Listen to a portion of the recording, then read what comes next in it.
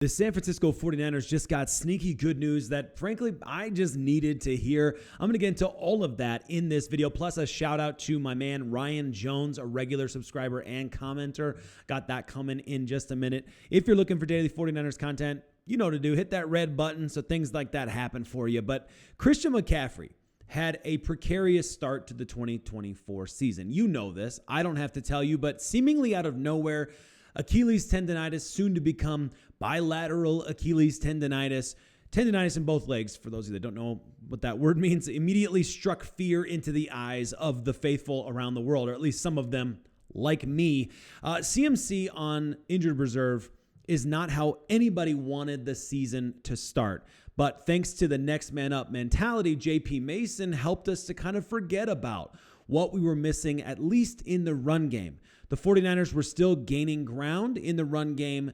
The rest of the offense, however, we're trying to figure out how to run Kyle Shanahan's scheme in the pre-CMC days. And they were really struggling in the red zone to pull that off. After the bye week, CMC returned, but not in the way that we all hoped. He didn't quite look himself, that is, until Buffalo. We saw a glimpse of the old Christian McCaffrey in that game, just long enough for a shoestring tackle to take CMC out for the remainder of the season. Well, I have some sneaky good news on that front, and it comes in the form of an Instagram post. Now, I know, you're like, what? Come on, dude, you're making a mountain of a molehill. I'm going to be careful not to make a mountain here out of a molehill, but here's what CMC's Instagram post looked like. And I'm not the only Instagram follower of McCaffrey's that had warm and gooey feelings inside when I saw pictures like this on social media. David Bonilla wrote a great article about it as well. I'm going to share a little bit about what he said in his article in addition to that. And I'm not even going to make any claims about location and any of that kind of stuff that, we had during the season when Christian McCaffrey went to Germany and all that kind of stuff. Like, here's Christian McCaffrey seemingly taking a break. He's on vacation, but he's doing recovery and he looks good. I mean, from the pictures, from whatever we can tell, right? And I will remind you, for those that don't remember, because I don't believe I actually even covered it on this channel, but Christian McCaffrey at the end of the season did have some solid good news that came out. David Bonilla in his article pointed that out, so I'm going to just quote him on this. After the season, McCaffrey expressed optimism about his recovery. He shared that he was progressing really well and even believed he could have returned to play if the 49ers had made the playoffs. Unfortunately, McCaffrey wasn't the only player to suffer setback. Injuries plagued the team throughout the season, contributing to their disappointing 6-11 record. Again, contributing. Nobody here is claiming that's a good enough excuse to not be good. The Detroit Lions did pretty darn well considering a mountain of injuries as well. During that conversation, though, McCaffrey estimated that he was already definitely close to 100%. We are trending in the right direction just with available time now, and we just want to respect the whole process. But everything's going really well. Now, you remember these two injuries were not linked. So the Achilles tendonitis he came back from, and then after that, he had more of an impact injury we later learned on his knee, thanks to that shoestring tackle. And that by itself was a good sign for sure that Christian McCaffrey could be available. I believe with IR, he could have actually come back for the last week of the season, if I remember correctly. You can let me know in the comments if I'm wrong on that, but he was close to that. And he was progressing really well and could have been back. That's a good sign. The other thing he said in there that needs to be remembered is that McCaffrey added that his initial injury, the Achilles tendonitis, was no longer, at that point, a concern. So that's a really good thing going forward. You never know what guys are saying, and they're just saying it, and what guys really mean, and you just have to do your best to go with what you have. And so I'm going with what I have, which is that Christian McCaffrey is continuing to progress. There were some photos of him just right after the season was over, wearing like a knee brace or something like that. And so there was some fear, like, oh, maybe it's worse than we thought. Things like that. I mean, it is what it is, right? Like, that did happen. But now we're seeing him, not wearing the knee brace in a bunch of different pictures. And he's out there working out. He's on a bike, which is great because for knee development and concern, it's nice to see him using that knee really well in that scenario. of course, with the kettlebells as well. So there's a lot there. Like I said, I don't want to turn this into something that it's not. It is just an Instagram post with a bunch of photos.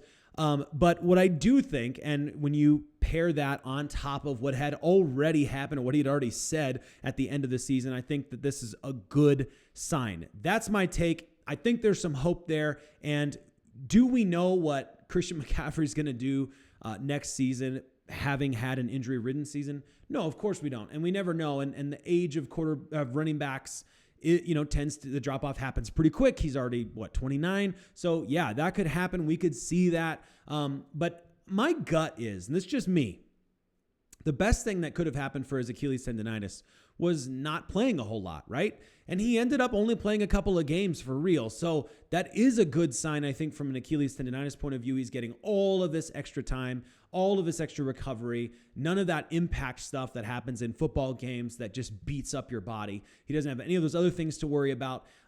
Will it drive him crazy all offseason that he's pretty much had 2 entire seasons worth of training? Probably. Yeah, that'll probably drive him nuts. But Christian McCaffrey, everyone says he works harder than anybody else. So he's out there for sure grinding. And even on his vacation, you see him doing his training and all that good stuff.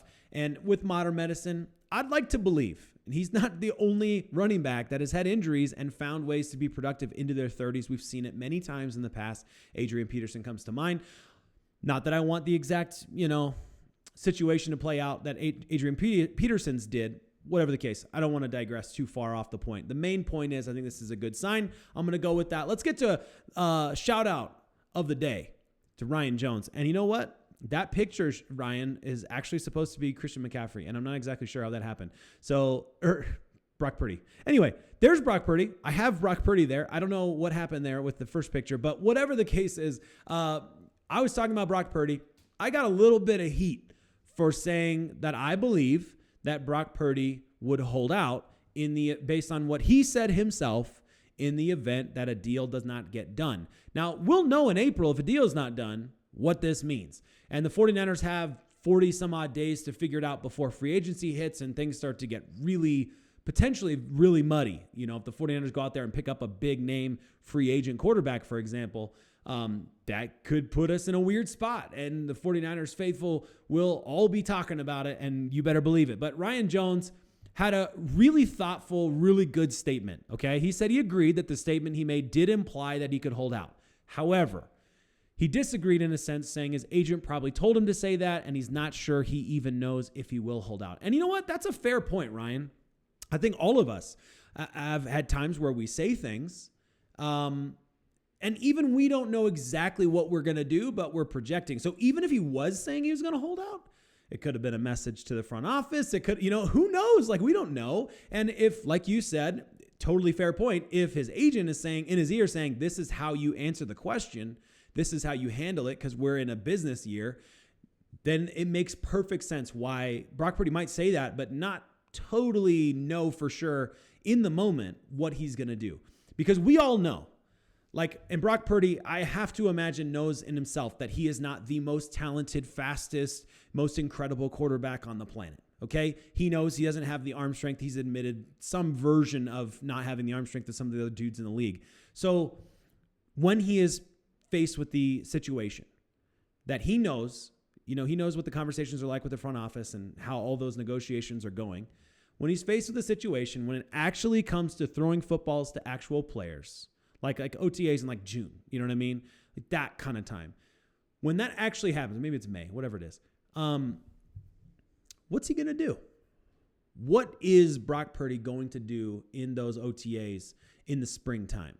Because maybe, to your point, Ryan, maybe he is just talking a big game right now. Maybe he's just doing what he was told to do, whatever. And when it comes down to it, he knows he has to build rapport with those guys and continue to work with them. There's going to be plenty of free agent wide receivers in there. Kyle Shanahan always has free agent wide receivers in the mix as well. So I think about Tyreek Owens, for example.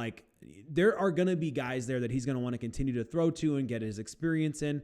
Will he be willing to sit out? Will he be willing to hold out in real life? that's going to be interesting. One other side point that you made there that I thought was really cool, Ryan, you said, in last year's offseason, I wish Purdy had been a little more gung-ho about them bringing Aiyuk back.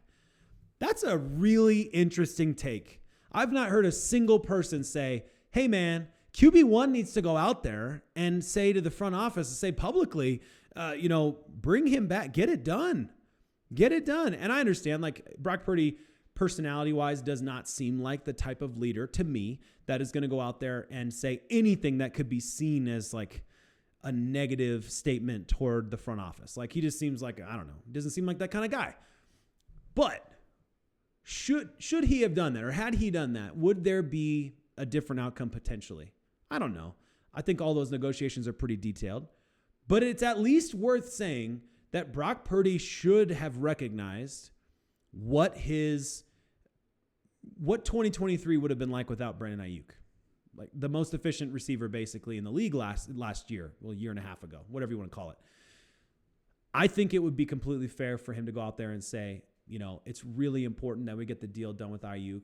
I can't remember off the top of my head any specific things that he said. I'm sure he talked about the Brandon Aiyuk stuff because he was interviewed many times during training camp and before that. But it is a fair point to say that he should have probably put a little bit of pressure there. It would have been wise, at least for the security of the team, for him to, try and get in there and have some conversations and see what he could get done. Maybe he did, and we just don't know about it. But whatever the case, I thought it's a great point. Fair point. Thanks for saying it. Appreciate all of you for joining me in the comments all the time. Let me know what you think about this CMC news. Am I overblowing this? Is Christian McCaffrey, just on vacation doing what he does and it doesn't mean anything? I don't know. It feels positive to me. I appreciate you guys, and I hope that you have a fantastic evening and off into a great week.